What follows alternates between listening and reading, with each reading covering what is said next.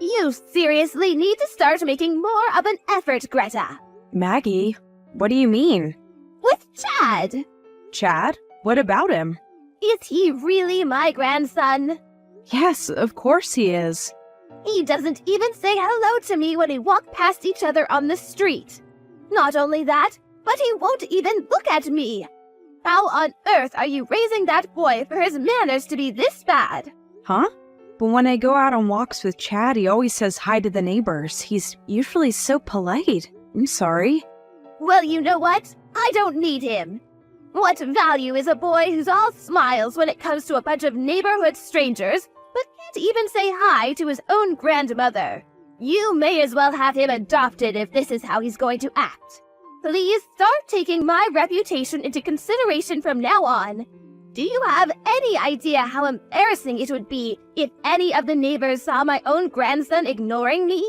Maggie, I told you this before, but my son isn't some tool to boost your reputation. You wait outside the gates after school, snatch him away from his friends, and force him to carry your bags. You never stop talking about how he's going to Harvard and make him spend nearly all his free time with private tutors. Have you ever stopped to consider that maybe he's just avoiding you because he doesn't like the way you treat him?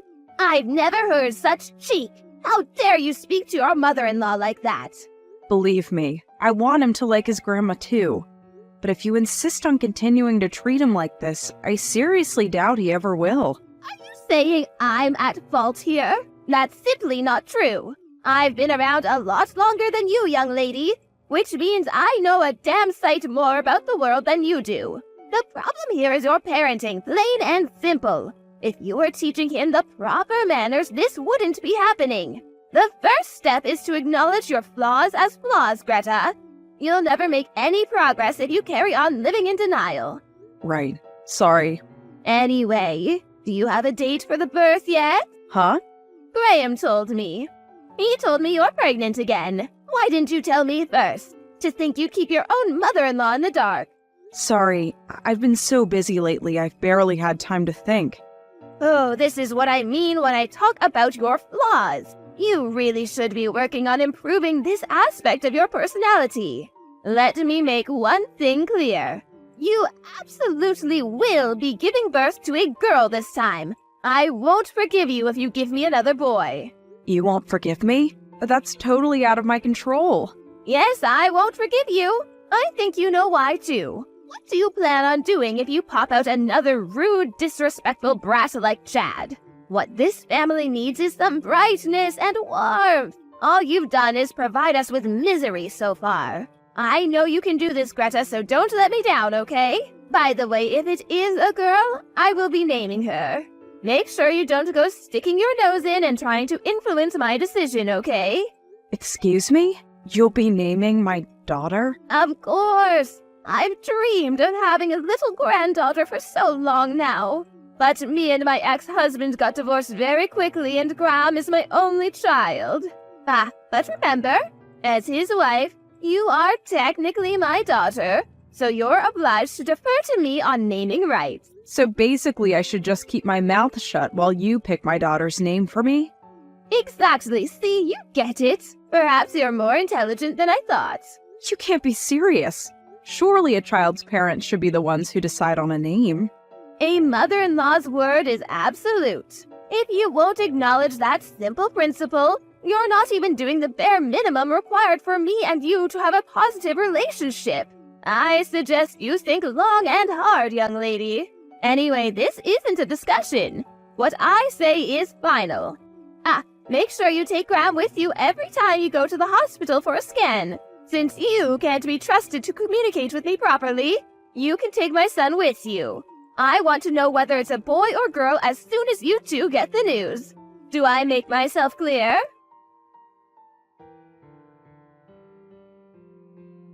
It's a boy, isn't it? Yes. You really are the most useless wife of all time. How many times did I tell you to give us a girl? Graham is sick and tired of you too. Maggie, listen to me. Whether my child is a girl or a boy makes no difference to me. I'll love it all the same regardless of gender. But seeing my husband screaming and shouting like that at the hospital today was honestly terrifying. Graham was shouting. Yes, stuff like, "Why isn't it a girl?" and "Do something about this, you useless quack of a doctor." Then he grabbed the doctor by the scruff of the neck. When he was done giving the staff what for, he turned on me, yelling in my face till he had nothing left to yell. Then he just went home on his own. Why the hell is a child's gender so important in the first place? I don't know what to do anymore. Graham's supposed to be the one I can rely on the most in the world, but I feel like I barely recognize him anymore. Please, will you talk to him for me? Not a chance. Huh? Oh, what do you mean, huh? As far as I'm concerned, Graham did nothing wrong. We've been telling you we want to have a daughter since forever. And what did you go and do in spite of that? We also made it very clear to the doctor from day one. Not just that, but I've been phoning him every day ever since just to make sure he got the message. You did what? You phoned the hospital every single day? Of course I did. The incompetence astounds me. To think we went out of our way to make sure both of you had ample warning and still managed to fail in your duties. You should be ashamed of yourselves. He's a hack, and he deserves to have his license revoked. Isn't it only natural that someone so bad at their job should be yelled at? My son did nothing wrong. Hospitals are ultimately businesses after all. Why the hell do they exist in the first place if not to meet customers' needs? Wow, I'm in total disbelief here. The gender of the baby was nothing to do with the doctor. Do you really think he has any influence over that? Medical technology is very advanced these days. Advanced, I tell you. There must have been something he could have done. I advise you to stop giving unsolicited opinions on matters you don't understand. But wow, Greta, seriously, another boy? Oh, Lord, give me strength. At least tell me you're having him aborted. My God, what's wrong with you? I'd never do that. Fine, then we have no choice. You've forced my hand. The boy will be having a sex change. Huh? Oh, you hear about it all the time. People who identify as females despite being born in male bodies. They have operations to turn them into girls so the exterior matches how they feel inside. To it that he has the operation as soon as he's born. If money's a problem, I'll cover it, so don't worry about that. Well, what do you think? Greta, are you there? Are you reading my messages? Sorry, I had the sudden urge to throw up. Oh, come on, you're such a whiner. It's only a bit of morning sickness. You've done this before, surely you should be used to it by now. No, it wasn't morning sickness that made me feel like vomiting. It was you. You're absolutely disgusting. Excuse me? No one in their right mind would seriously think it's a good idea to make a newborn baby have a sex change operation. First of all, you're only saying that for your own selfish reasons. You literally have no regard for what he himself might want. It's genuinely sickening. Oh, get off your high horse, you stupid bimbo. I wish my son never met you. If you think you're going to get away with speaking to me like this, you've got another thing coming. I have some tricks up my sleeve, you know. You'd be a fool to underestimate me. Do whatever you want. I don't want to have anything to do with any of it. Greta, is everything okay? Hey, Mom, what do you mean? Did something happen? Your stuff's here. Huh? Did something happen? Your personal belongings just arrived at my house. I assumed it was you who sent them. What? What? You mean it wasn't? You didn't know anything about this. No, it's the first I've heard of it. I'm at work today. When you say my personal belongings, what exactly do you mean? A moving company showed up with about 10 cardboard boxes full of your stuff. They're labeled stuff like clothing, furniture, accessories, you know, everyday items. What the? Don't you have any idea who could have done this? Couldn't be. Wait, how are things between you and Graham? Are you two getting along? Mom, can I come stay with you at your place today? I have the next 2 days off work. Of course. That's fine, darling. If you want to talk about something, I'm here, okay? Greta, did your belongings arrive at your mother's house yet? I knew it. It was you. Aren't I just the worst? But really, what did you expect? Graham's got my back on this one. He agreed it was the right thing to do. The divorce papers should be arriving by post tomorrow, so make sure you get them signed and submitted ASAP. Divorce? That's something for me and my husband to decide in private. We haven't even discussed it yet. Surely you can't be serious. Graham's the one who asked me to send them to you in the first place. Don't shoot the messenger. He said he had nothing to say to you, so he asked me to tell you instead. I see. And where do you propose the kids fit into all this? Did you think about that? The kids? Oh, those useless brats. What good are they to us? You can have them. You can raise brat number 2 by yourself as well. My son will be paying the bare minimum he's required to in child support, so don't worry about money. See. Fine. I'll sign the divorce papers immediately and hand them in tomorrow. Well, would you look at that? Look how she changes her tune the moment money is mentioned. Oh, you're so transparent. It looks like you are only getting your grubby mitts on my son's money all this time. Don't make me laugh. I don't want your money. My dad sat next to me right now and he saw all your messages. He told me to cut both of you out of my life immediately. And you know what? I think that's a great idea. So that's what I'm gonna do. He told me he'll be looking out for me financially from now on. Your dad? He was involved in real estate, right? I remember Graham telling me something about him owning a lot of property on the West Coast. He also told me about how, in spite of that, he hasn't helped the two of you out financially even once since you got together. That's because he wanted us to know the hardships of earning money and learn to get by on our own merits. He thought we'd never learn anything if we had everything handed to us on a plate. And I agree, don't get me wrong, things were difficult at times, but I feel like I'm a wiser person for it. Anyway, now I'm bringing in a little money on my own too. With a little financial support from my dad, I'll be absolutely fine if I never received another cent from either of you, and that's what I intend to do. Have it your way. Look at the way you speak about us. Anyone would think me and my son had done something wrong. But there's where you're mistaken. The only one in the wrong here is you.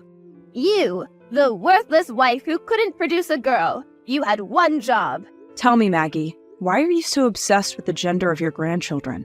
Isn't it obvious? If it's a girl, we could have her take all kinds of lessons from a young age. Singing, dancing, piano, acting. We could raise her into the ultimate superstar actress. Then one day, when she makes it onto the big screen and she's a household name in America, she can buy me a big, luxurious mansion by way of thanks. I saw a similar story on the news just recently, in fact.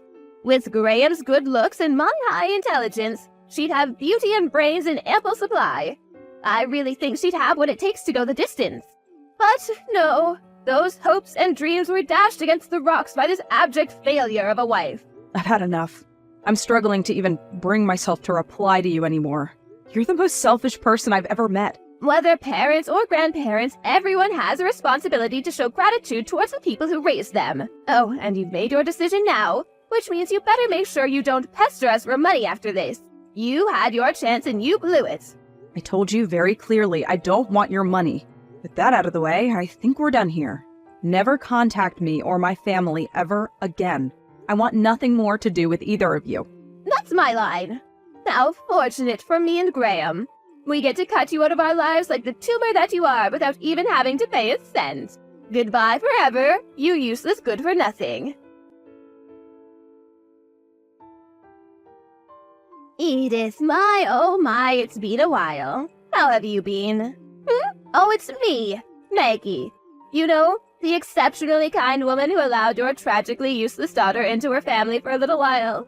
I see. My daughter told me you'd never be contacting me again, so I didn't know who it was. Well, you see, that was my intention, but changed. I messaged you because there's something I urgently need to talk to Greta about. I couldn't get through to her number, so I messaged you instead.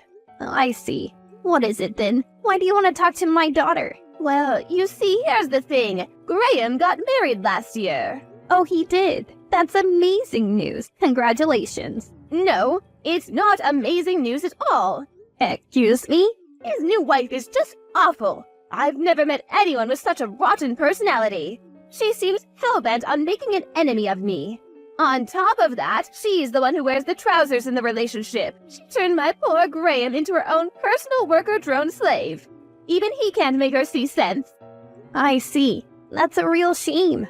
But wait, that's not even the half of it. The most unbelievable thing is that apparently he can't even have kids. Oh, really? Well, there are all sorts of couples around these days. I suppose that's just the modern age for you. Oh, that's not the point. I wanted Graham to provide me with a little girl more than anything. Surely it's a wife's duty to meet her mother-in-law's expectations. Oh, good grief. Anyway, now you understand the awful situation we're in. I'll get to the matter at hand. You see, I was wondering if your lovely daughter Greta would get back with my son. Excuse me? Let's face it, I'm not the spring chicken I once was. I'll probably be in need of care within, 10 years? I'd have to be delusional to think there was any hope of his current bitch queen of a wife looking after me. So basically, Maggie, what you're saying here is that you want my daughter to get back with your son so she can change your diapers when you get old? Oh, why do you have to put it like that? Anyway, that's not the only reason. Look, if you get her to come back, me and Graham will accept both of their boys back into the family, and they can finally be raised by their mom and dad together. We're even willing to overlook the unfortunate fact of their genders. How does that sound? I don't even need to bother my daughter with this nonsense. The answer is obviously a big fat no. What? Besides, you just told me he's married. What about his current wife? Well, naturally, I'll be having him divorce her. A woman like that is simply not suitable to be part of our family. Lucky girl. I wouldn't wish the misfortune of being part of your family on my worst enemy. What's that supposed to mean? But really, if anything, you're the ones who aren't suitable for my daughter. Greta won't be having anything to do with either of you again, just like she's already told you very clearly. So that's how you're going to act, is it?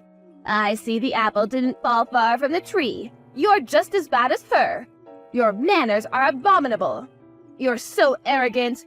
It's about time someone knocked you down a peg. Fine, have it your way. I'm never contacting you again. And don't think I'm bluffing this time, I mean it. Wow. Really? Thank you so much. Oh, what good is a wife who can only produce boys anyway? Good riddance. Oh yeah, one last thing before you go. It's about the baby. Her name's Angelica. WTF? Like Greta came up with it all by herself. You know, because that's what parents do. Isn't it just beautiful? Wait, what? Just wait, can you confirm something for me? Sure. You're talking about the baby that was born just after the divorce, aren't you? That was a boy, wasn't it? Nope. Girl. What? Oh no, don't tell me you didn't know. Obviously I didn't know. The doctor himself told me it was a boy. Ah, of course. So get this. It turns out the image on the ultrasound at her first checkup was blurry, which means the doctor got it wrong. He realized his mistake after the third scan. My beautiful granddaughter. She's the biggest bundle of joy you could ever lay eyes on. Chad and her grandpa absolutely dote on her. I don't believe it. That kind of thing actually happened? You're lying. You do realize I can find out whether what you're saying is true very easily, don't you? Just come clean. Let me just stop you there, sweetie. You are absolutely not, under any circumstances, welcome at our house. Okay? I could send you a photo to prove I'm not lying. But actually, you know what? Why do I even need to prove anything to you? You mean nothing to me or my daughter, and really you shouldn't even be speaking to me right now. I'd feel bad for little Angelica to have someone like you even seeing a photo of her, so I'm gonna pass on that one. Don't mess me around, Edith. Is she a girl or not? Yep. Anyways, if you'll excuse me, I have to go and pick the kids up from school. Wait! Huh? Edith, please. Excuse me? I'm being bullied by my new daughter-in-law on a daily basis. I've taken to the bottle. I barely eat or sleep. Please. My son's no use either. She's got him wrapped around her little finger. I think they may actually end up kicking me out of the house at this rate. Oh, no. So please, Edith, won't you and Greta welcome me into your family? You can't be serious. I mean, it's hardly fair to make me a pariah, isn't it? Little Brad and Angelica are my grandchildren after all. Let me live with them. You wouldn't deprive them of their grandmother, would you? Maggie, your grandson's name is Chad. Anyway, you must be joking me, right? This is all a joke, isn't it? Yes, I meant Chad. My lovely, darling Chad. Oh, please, Edith, why would I joke about something like this? I'm 100% serious. I'm begging you here. If we weren't messaging each other, I'd be on my knees right now. Oh, so what do you say? Will you persuade Greta for me? Persuade her? The answer is no. You'll never set foot in this house again. Do you have no recollection of how awfully you treated my daughter? Oh, that's ancient history. Get over it already. I want to see my grandchildren. You're the one who wanted nothing to do with them in the first place. You have no right to be part of their lives anymore. Oh, you stubborn old hag. Who do you think you are? Look at you trying to keep my grandchildren all to yourself. You're the worst. I can't get by as a woman on my own. If my daughter-in-law kicks me out, I'm finished. I'll be starving and homeless. If something happens to me, it'll be yours and your daughter's fault. Do you really want that on your conscience? Don't worry, Maggie. You'll be fine. If you can't get by on your own as a woman, I think the solution's actually staring you right in the face. Huh? A sex change. Medical technology is very advanced these days, Maggie. Advanced, I tell ya. Oh, do not screw me around. You better not block me. I'll never forgive you. Are you there? Edith! Later on, my ex-mother-in-law attempted a full frontal assault on our house. Although she didn't get in and eventually gave up and went home when we completely ignored her, we decided it simply wasn't safe for us to continue living there if it meant our whereabouts were being known by such an unhinged lunatic, which is why we decided to move house. This was 2 years ago, and we haven't had any problems since. According to my mom's sources, her worst fears came true. My ex-mother-in-law was indeed given her marching orders by her new daughter-in-law, the ruler of the roost. Word is that she's currently spending her days living alone in a cramped, moldy apartment with a severe cockroach infestation, eating away at her savings and crying herself to sleep. It looks like my ex-husband made a serious miscalculation in choosing a new wife. She's unemployed, doesn't help out with the housework, and her hobbies consist mostly of drinking, gambling, spending his money, and, wait for it, having affairs. To make matters worse for poor Graham, she's super domineering. She not only forces him to work obscene amounts of overtime, but then he has to do all the housework when he gets home. I did once get a desperate message begging me to take him back, replete with groveling apologies and love hearts, but of course, I ignored it. Right now, I'm living happily with my son and daughter, with the support of my parents, who are the kindest people I know. One thing's for sure, life's a lot more peaceful than it was when the terrible two were around.